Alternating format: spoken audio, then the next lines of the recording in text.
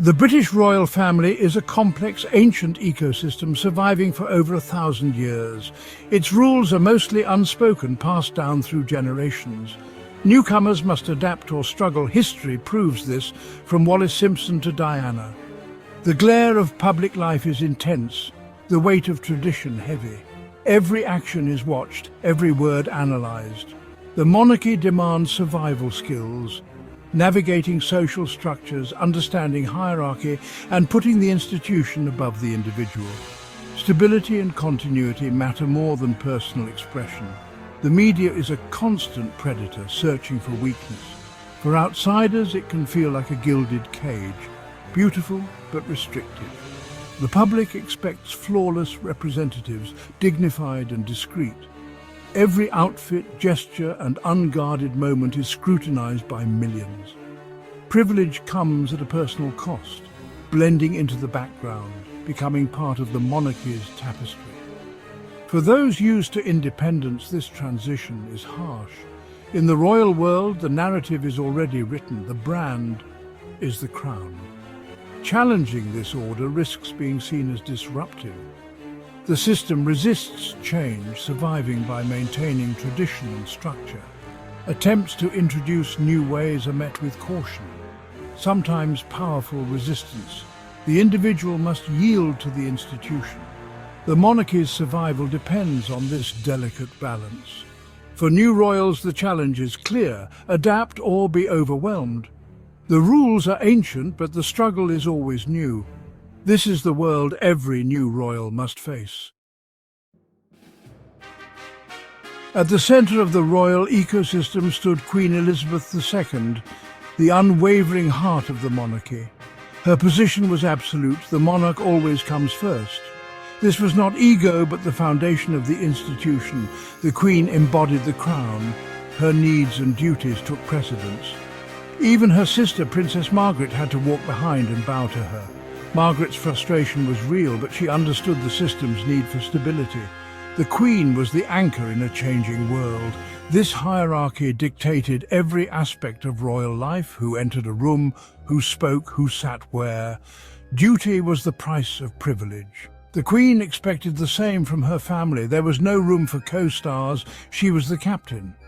Royals were relatives, but also subjects. The Queen was sovereign before she was family. This duality shaped their lives, requiring a balance of affection and protocol. For those born into it, the rules were second nature. Outsiders, however, faced a steep learning curve. The idea of putting one person's role above all else is foreign to many. The monarchy's structure is rigid, designed for continuity. To challenge the Queen's primacy is to challenge the monarchy itself. This is the law of the hive: the monarch first, always. For newcomers, it's a world apart. Into this ordered world came Meghan Markle, an American actress, independent and outspoken. She had built her own career, advocated for social causes, and was used to leading. Her engagement to Prince Harry felt like a breath of fresh air, a modern woman entering an ancient institution.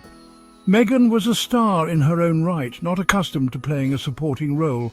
She ran her own blog, gave speeches at the UN, and was a global ambassador for charities. Harry saw in her a partner for change. But the monarchy doesn't favour individual stars. It operates as a collective. Royals are expected to support the institution, not build personal brands. Meghan's advocacy and directness clashed with royal tradition. Her hands-on, business-like style was unfamiliar to palace insiders. She wanted to move quickly, make an impact. Hollywood speed in a world of slow tradition. The royal world moves at a glacial pace, with committees and long-term planning. Meghan's approach was dynamic, but the institution valued caution. The clash of cultures was inevitable. Her energy was admired, but her independence was seen as disruptive. The monarchy's structure left little room for her style. The stage was set for conflict. Change in the royal world comes slowly, if at all. Meghan's arrival brought challenges for Buckingham Palace, known as the Firm. The institution, built on tradition, viewed sudden change with suspicion. Meghan and Harry's desire to build their own platform, like the Sussex royal brand, was seen as a challenge to central authority. Their approach to media and branding blurred lines between charity and personal gain, alarming palace officials. The couple's willingness to push back against negative press marked a sharp break from royal strategy, deepening the divide. Royal insiders saw a clash of cultures, modern celebrity versus ancient tradition. Meghan's American background and drive for change clashed with royal expectations of discretion and deference. Her proactive style was seen as demanding by palace staff, unaccustomed to her pace. What she saw as efficiency, others saw as a breach of protocol. The core conflict. Meghan wanted to use her platform for good, but on her own terms. The monarchy demanded service to the crown, not personal branding. This was a showdown between two worlds with no easy resolution. The 2019 Southern Africa tour was a turning point. Publicly, the couple shone. Privately, the pressure mounted. In a documentary interview, Meghan admitted she was struggling, breaking royal protocol with her vulnerability. Harry spoke candidly about the toll of media scrutiny and his fears for his family. Their honesty was a bombshell, sympathetic to some, disastrous to royal traditionalists. The interviews overshadowed their positive work and exposed deep unhappiness. For the palace, airing private struggles in public was a breach of the golden rule. Never complain, never explain. The Queen's quiet dignity stood in stark contrast. Meghan and Harry's willingness to speak out marked a clear break from tradition. The path to their exit was now set.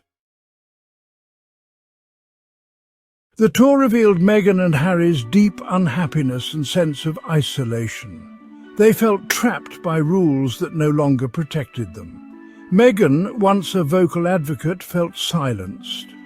Their desire for independence became a necessity. The monarchy's collective philosophy clashed with their need for personal well-being. In the end, they chose to leave, seeking freedom in North America. Their departure was a seismic event, a rejection of duty for personal happiness. Sometimes, even in the oldest ecosystems, a new species chooses to find a new home.